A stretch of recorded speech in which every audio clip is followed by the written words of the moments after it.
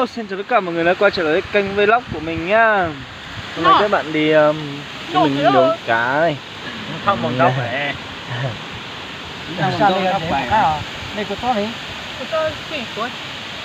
Ôi, chị giờ. Thế là hậu chưa thế. Ít lấy ít tuôn chè. Thật đời. Hậu chơi. Hồi đấy đó. Tuôn chè nó cút tuôn ra đây. Cái kia đâu. Thành bóng đồ. Hậu chơi. Tuôn chiếu luôn. Tô lô. Liền có kho liền kho. Ui, chảnh chốt kho nè. Wow.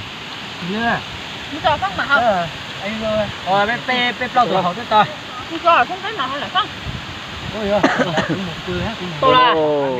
Hello, mời tất cả mọi người uống rượu với hội mình nhá.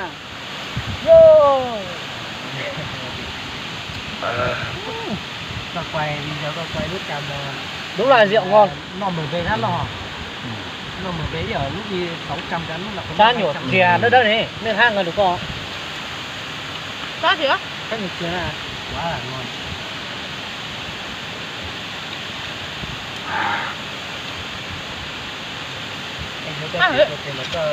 Ta hiểu rồi. Tuôn chè cái đấy.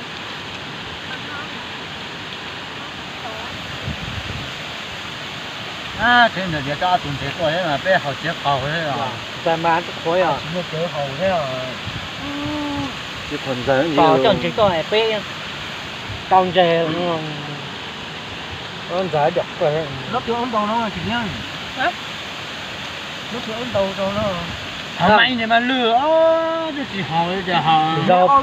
Bây tổ với mà đi dúa. Rồi. Bây tổ với mà bạn đây. Nó sẽ khán đâu rồi. Nhẹ mà. Uống đi nhẹ mà. Năm mai lưu cái bún tôm bia họ bún tôm tệ đó là họ nó Đứa mình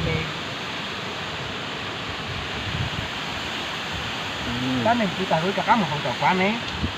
nằm mà có đâu tiệt chưa Đá đây. có chén tôi chơi tay tao đi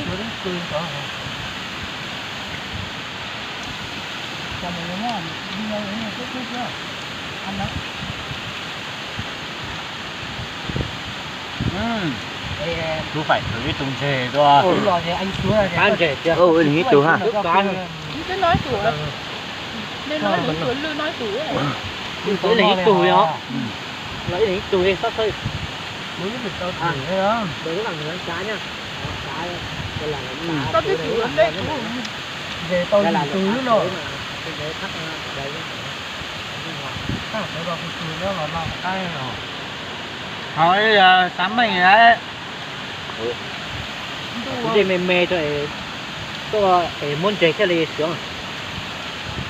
Đây cũng lọt rồi. Nếu mùa này không bé được đâu. tết to thì tao này ở Nếu mùa này không bé được đâu luôn. Những mùa này thì không bé rồi. Mùa mưa mà. Mùa khô ấy. Ít bà chứ mình lớn này hầu cho hầu ấy. nên quên thì chiếc kho tại một tuần đây dụ đây mở qua đấy Lịch cho hậu rồi. bây giờ mò là nó Cú lên no đi. Anh nữ con đôi cho hậu rồi á.